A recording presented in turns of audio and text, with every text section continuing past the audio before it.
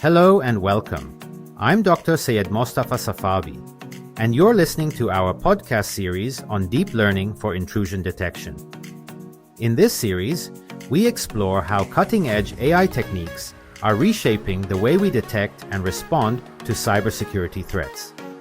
This podcast is produced with the valuable support of Alicia Tan, who has been instrumental in coordinating and preparing each episode. Now, let's get started and dive into today's topic.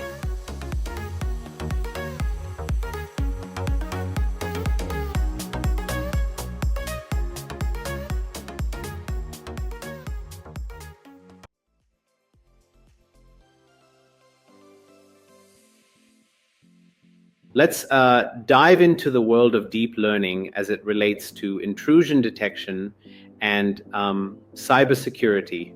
It's truly fascinating how deep learning is more of a system architecture than just a simple algorithm. Yep, definitely. Right. The whole idea of an artificial neural network, with its layers and neurons, strikes me as such a natural mimic of the human brain's processing.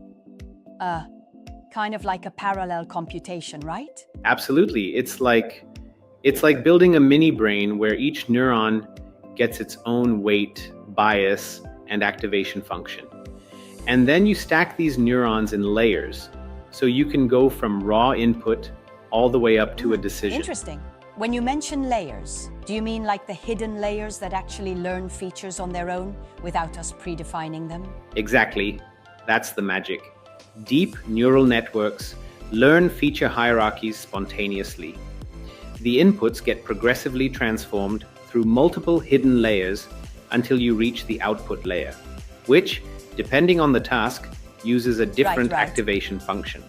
And speaking of activation functions, isn't it interesting how, without them, our network would just be performing something akin to a linear regression? Yes, exactly.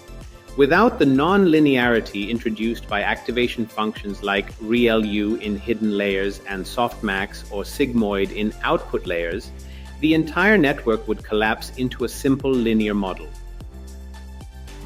So true. I also noticed that deep learning isn't just about the architecture. The training process, involving forward propagation, backpropagation, and gradient descent, forms the backbone of how these networks learn, correct? Spot on. You first do forward propagation, where the inputs pass through all the layers, and then you measure the error between the actual output and the expected result. Following that, backpropagation kicks in by calculating error gradients and updating each weight using gradient descent. Yeah. And the learning rate plays a critical role in this, doesn't it?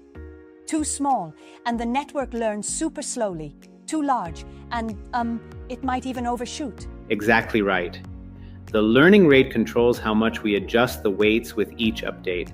It's like if you're adjusting a dimmer switch, too tiny a tweak, and you hardly notice the change. Too big, and you might end up with a sudden glaring brightness. That analogy is spot on. Now, what about the different methods of gradient descent? There's stochastic, batch, and mini-batch, each with its own pros and cons in handling different data sets. Yes, that's a crucial point. Stochastic gradient descent updates the weights based on each individual observation. Great for large data sets or online learning. Whereas batch gradient descent considers all observations at once, utilizing vectorized operations, but sometimes becoming unmanageable with massive datasets. Mini-batch is like a hybrid, where you update weights based on each subset. It's like choosing the right tool for the job. And along with these training techniques, the initialization of our weights and biases really sets the stage for how well our network converges, doesn't it? Indeed. Each neuron's weight and bias starts off with random values, which then get tweaked repeatedly.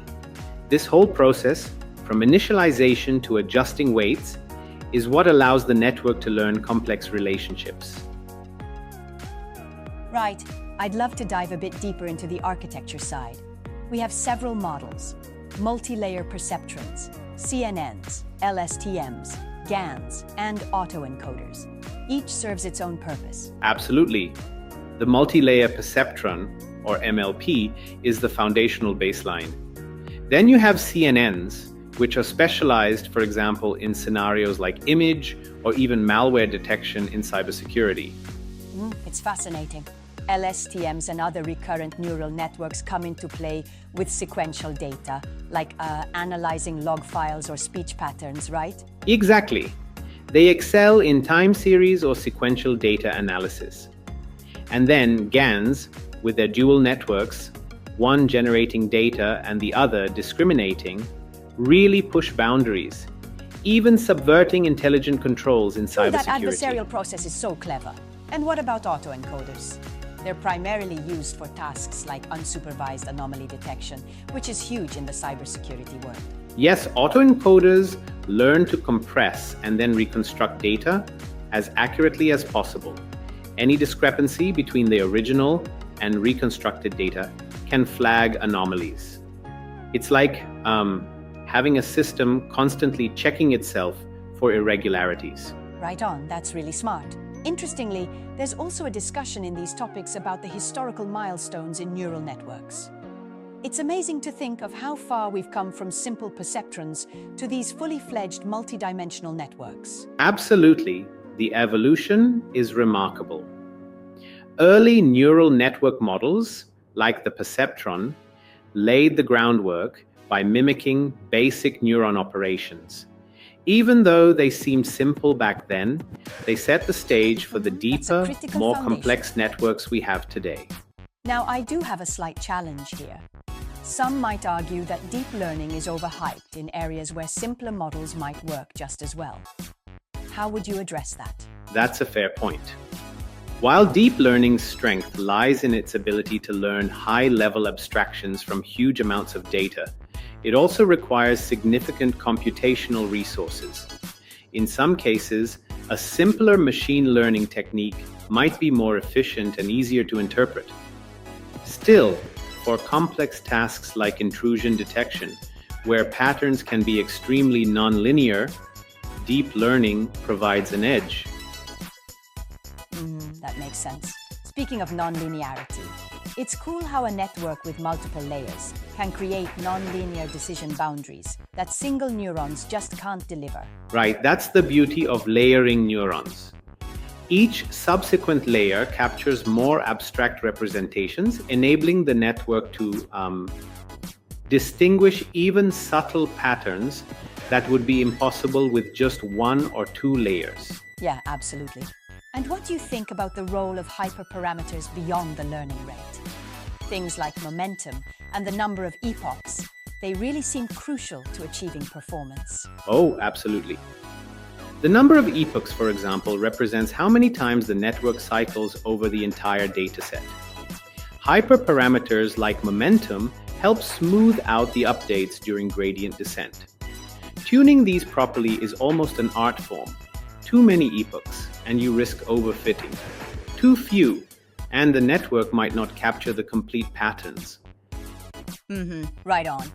It almost sounds like training a neural network is similar to fine-tuning a musical instrument. Every slight adjustment matters to create perfect harmony. Exactly. It's like finding that perfect balance. Each weight, bias, and hyperparameter contributes to the overall performance. Just like the strings and keys in a piano contribute to its melody. Yeah, that's a brilliant comparison. I also recall that the content mentions the use of different applications such as Google Translate. It's fascinating how deep learning crosses into so many fields, isn't it? Indeed, applications are vast. From translating languages on the fly to detecting malware or anomalies in cybersecurity, it's all about learning rich hierarchical representations. The same underlying principles power systems like Google Translate and intrusion detection systems. And let's not forget that while deep neural networks are exceptionally powerful, they also face challenges like the vanishing gradient problem, especially when using functions like sigmoid or tanh in hidden layers. Right?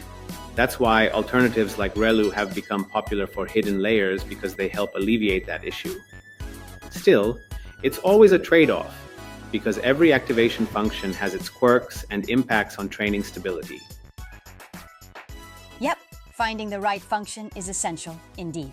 Before we wrap up, what would you say is the core takeaway from mapping all these deep learning concepts into, say, a cybersecurity context? The takeaway is that understanding the deep learning framework, from its philosophical foundations to the nitty-gritty details like gradient descent and backpropagation, empowers us to design systems that can learn complex patterns. This is particularly vital in cybersecurity, where the ability to detect subtle nonlinear anomalies can make all the difference in protecting networks. It's truly impressive how these layers of theory and practical application work together in such harmony, don't you think? Absolutely. It's like an intricate dance between architecture, training processes, and the application domains. Each component, from neurons to full-blown architectures like CNNs, LSTMs, GANs, and autoencoders, plays a pivotal role in tackling real-world problems, including intrusion detection. Of data and computation. Well, this deep dive into the inner workings of deep learning certainly gives us a lot to ponder about. I'm excited to see how these concepts continue to transform fields like cybersecurity in the coming years. Indeed, the future is bright and layered. Thanks for the engaging discussion.